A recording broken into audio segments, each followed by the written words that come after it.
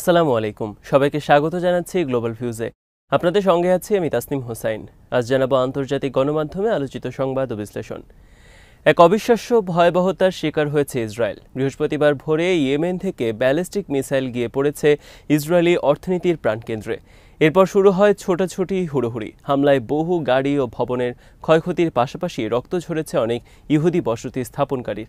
একটি যুদ্ধবিরতি যখন আলোর মুখ দেখতে যাচ্ছে, তখনও গাজায় বর্বরতা চালাচ্ছে ইসরায়েল। এর জবাবে ইয়েমেনি যোদ্ধাদের এই হামলা। গাজায় ইসরায়েলি বর্বরতার কঠোর জবাব দিচ্ছেন ফিলিস্তিনি যোদ্ধারাও। সর্বশেষ 24 ঘণ্টায় হামাসের যোদ্ধাদের হামলায় আরও অন্তত 6 হানাদার সেনার প্রাণহানির খবর পাওয়া গেছে। প্রেস টিভির খবরে বলা হয়েছে, বৃহস্পতিবার ভোরে ইয়েমেন থেকে ইসরায়েলের বৃহত্তম মেট্রোপলিটন এলাকা লক্ষ্য করে ভয়াবহ ব্যালিস্টিক মিসাইল হামলা হয়েছে। হামলার পর 10 লাখেরও বেশি ইহুদি বসতি স্থাপনকারী আশ্রয় কেন্দ্রে ঠাঁই নিয়েছেন বলে জানায় ইসরায়েলি সংবাদ মাধ্যমগুলো। মিসাইলটি গুশদান অথবা ইসরায়েল সরকারের আর্থিক ও উচ্চ প্রযুক্তি খাতের কেন্দ্রস্থল তেল আবিব মেট্রোপলিটন এলাকায় পড়েছে বলে জানিয়েছেন তারা। হামলায় উত্তর পশ্চিম তেল আবিবের রামাত আভিভ এলাকায় বেশ কিছু যানবাহনের ব্যাপক ক্ষয়ক্ষতি হয় বলে জানিয়েছে ইসরায়েলি মিডিয়া। তাদের অ্যাম্বুলেন্স সার্ভিস বলেছে, আশ্রয়ের জন্য ছুটতে থাকা অনেককে তারা আঘাতপ্রাপ্ত দেখেছেন। অনেকের শরীর থেকে রক্ত ঝরছিল। ইসরায়েলের কেন্দ্রীয় অংশে বেশ কিছু ভয়াবহ বিস্ফোরণ ঘটে বলে জানিয়েছে অ্যাম্বুলেন্স সার্ভিস। স্থানীয় মিডিয়ার তথ্য অনুযায়ী হামলায় কয়েকটি ভবনও ব্যাপকভাবে ক্ষতিগ্রস্ত হয়। একটি মিসাইল ইসরায়েল নিয়ন্ত্রিত আকাশসীমায় প্রবেশের আগে প্রতিহত করা হয়েছে বলে ইসরায়েলি সেনাবাহিনী দাবি করলেও স্থানীয় মিডিয়া তেল আবিবের কয়েকটি ভবনের ব্যাপক ক্ষয়ক্ষতির দৃশ্য প্রকাশ করেছে। রাত 2:37 ক্ষেপণাস্ত্র আঘাত হানার সময় তেল আবিব এবং এর চারপাশে গুশদান এলাকার নগর বসতিগুলোতে বিপদ সংকেত বাজানো হয়। ক্ষেপণাস্ত্র প্রতিহত করার চেষ্টার প্রভাব পড়ে তেল আবিব মিউনিসিপ্যালিটির পূর্বে রামাত গান নগর বসতিতেও। জেরুজালেম শহর থেকেও বিস্ফোরণের শব্দ শোনা গেছে বলে জানিয়েছে জেরুজালেম পোস্ট। এদিকে এই ঘটনার পর ইয়েমেনের বিভিন্ন স্থানে আগ্রাসন চালিয়েছে ইসরায়েলি যুদ্ধ বিমানগুলো। রাজধানী সানার দক্ষিণে একটি বিদ্যুৎ কেন্দ্র, হোদেইদা বন্দর ও পশ্চিম ইয়েমেনের রাস ইসা এনার্জি ফ্যাসিলিটিতে হামলায় 9 জন নিহত হন বলে জানিয়েছে আল মায়াদিন। প্যালেস্টাইন ক্রনিকল জানিয়েছে, উত্তর গাজায় নিয়ন্ত্রণ প্রতিষ্ঠার জন্য ইসরায়েলি সেনারা মরিয়া হয়ে উঠলেও মাঠের পরিস্থিতি বলছে সেখানে প্রতিরোধ যোদ্ধাদের সামর্থ্যে তেমন কোনো পরিবর্তন আসেনি। ফিলিস্তিনি সংগঠনগুলোর বিবৃতি এবং প্রতিদিন তাদের প্রচার করা ভিডিওগুলো বিচার করলে দেখা যায়, যুদ্ধের শুরুর দিকে যে ধরনের অভিযানের মাধ্যমে শত্রুদের প্রতিরোধ করতেন তারা, এখনও অভিযানের সেই তীব্রতা ও মান অক্ষুণ্ণ রয়েছে। হামাসের সামরিক শাখা আল কাসাম ব্রিগেডস জানিয়েছে, বুধবার যুদ্ধের 439তম দিনে তারা উত্তর গাজার জাবালিয়া শরণার্থী শিবিরের কেন্দ্রস্থলে আল খুলাফা মসজিদের পাশে শূন্য দূরত্ব থেকে 5 ইসরায়েলি সেনাকে নির্মূল করেছেন। অন্য বিবৃতিতে গ্রুপটি বলেছে, জাবালিয়ার পূর্বে মার্টার ইমাদ আকেল মসজিদের পাশে একটি ইসরায়েলি ট্রুপ ক্যারিয়ারকে বোমায় উড়িয়ে দিয়েছেন তাদের যোদ্ধারা। তাছাড়া বেশ কিছু 107mm রকেটের মাধ্যমে তারা নেতজারিম ওখে ইসরায়েলি কমান্ড অ্যান্ড কন্ট্রোল সাইটে হামলা চালান। গ্রুপটি বলছে, এদিন গাজা সিটির উত্তরে আল তাওয়াম এলাকায় এক ইসরায়েলি সেনাকে নির্মূল করেন তাদের স্নাইপাররা। তাছাড়া জাবালিয়ার পশ্চিমে আবু শারকা মোড়ের পাশে ইসরায়েলি সেনাদের অবস্থান নেওয়া একটি ভবনে টিবিজি শেল দিয়ে আঘাত করেন তাদের যোদ্ধারা। এদিকে ইসলামিক জিহাদের আল কুদস ব্রিগেডসের গাজার পার্শ্ববর্তী ইসরায়েলি বসতিগুলো এবং আশকেলন শহরে বেশ কিছু গ্র্যাড রকেট নিক্ষেপের একটি ভিডিও প্রকাশ করেছে। এতে দেখা যায়, নিক্ষেপের আগে রকেটগুলোকে একটি টানেলের ভেতরে প্রস্তুত করা হচ্ছে। গোষ্ঠীটি জানিয়েছে, এছাড়াও জাবালিয়ার কেন্দ্রস্থলে অনুপ্রবেশ করা ইসরায়েলি সেনা এবং তাদের গাড়িগুলোর উপর হামলা চালিয়েছেন তাদের যোদ্ধারা। মধ্য গাজার গোয়েন্দা মিশনে নিয়োজিত একটি ইসরায়েলি সামরিক ড্রোনের নিয়ন্ত্রণ নিয়েছেন তারা। এদিন দক্ষিণ গাজার রাফা শহরের পূর্বে আল জেনিনে এলাকায় অনুপ্রবেশ করা ইসরায়েলি সেনা এবং তাদের গাড়িগুলোর বিরুদ্ধে আর্টিলারি অভিযানের একটি ভিডিও প্রকাশ করে আল কুদস। এতে দেখা যায়, অনুপ্রবেশের ঘটনা পর্যবেক্ষণের পর গাড়িগুলোতে বেশ কিছু মর্টার শেল নিক্ষেপ করেন প্রতিরোধ যোদ্ধারা। গাজা উপত্যকায় ইসরায়েলি বাহিনীর ভয়াবহ গণহত্যা ও জাতিগত নিধন যজ্ঞের মধ্যে হামাস প্রায় 4000 নতুন যোদ্ধা নিয়োগ দিয়েছে বলে জানিয়েছেন খোদ ইহুদিবাদী সেনা কমান্ডাররা। বুধবার ইসরায়েলি নিউজ ওয়েবসাইট ওয়াল্লায়ে খবর দিয়েছে। ইসরায়েলি সেনা কমান্ডারদের বরাতে সংবাদ মাধ্যমটি বলেছে, হামাস কয়েক মাস ধরে নতুন করে নিয়োগপ্রাপ্ত যোদ্ধাদের প্রশিক্ষণ দিচ্ছে।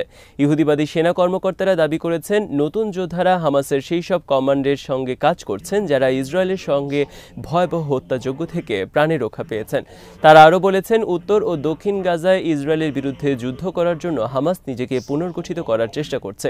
ইহুদিবাদী সেনা কর্মকর্তাদের এই দাবির 1 মাস আগে হামাসের সামরিক শাখা আল কাসাম ব্রিগেডসের একজন সিনিয়র কমান্ডার বলেছিলেন, গাজা উপত্যকা জুড়ে ইসরায়েলের ভয়াবহ হামলার পরও তারা নতুন যোদ্ধা নিয়োগ দিয়েছেন।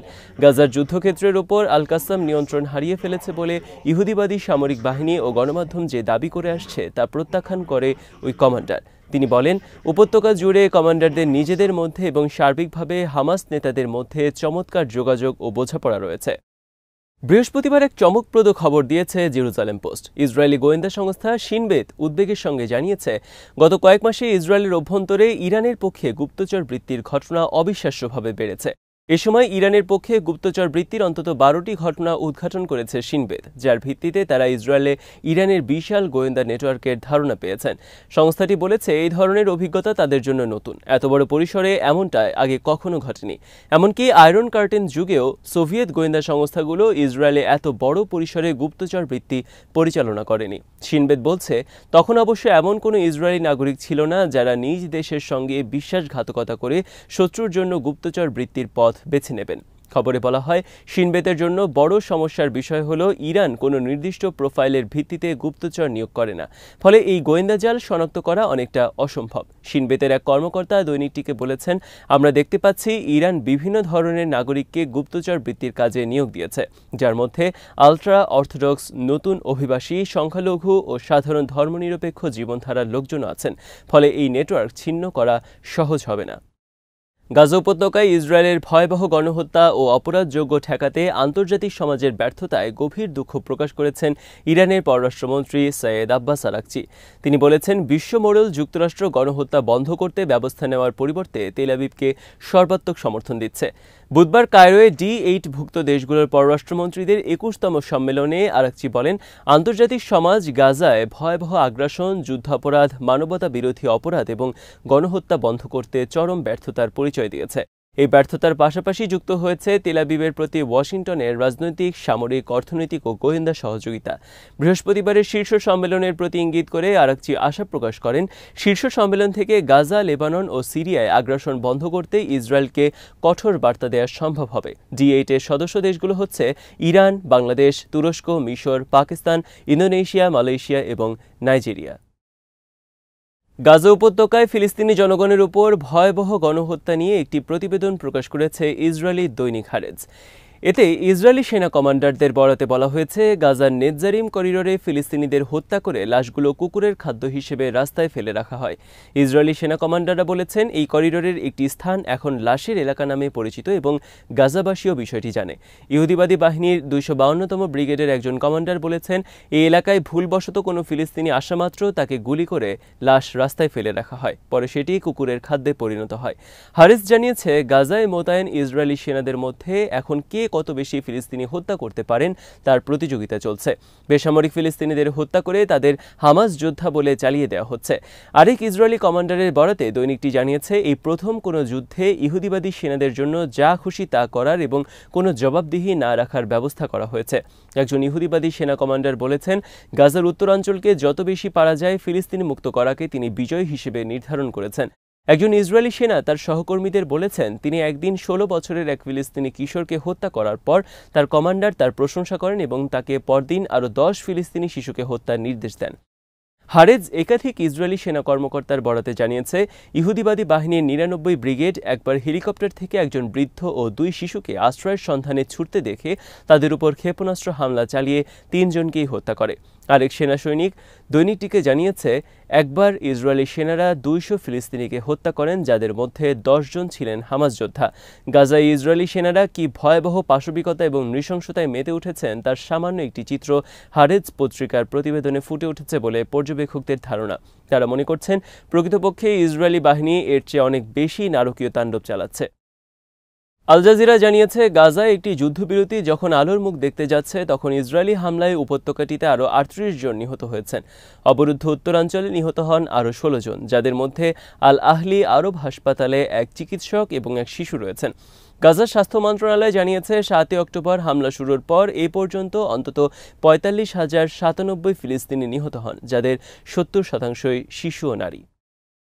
আজ এখানেই শেষ করছি। সবাই ভালো থাকুন, সুস্থ থাকুন এবং দেখতে থাকুন বিডি ভিউজ। চ্যানেলটি ভালো লাগলে সাবস্ক্রাইব করুন, সংযুক্ত থাকুন আমাদের ফেসবুক পেজে। আল্লাহ হাফেজ।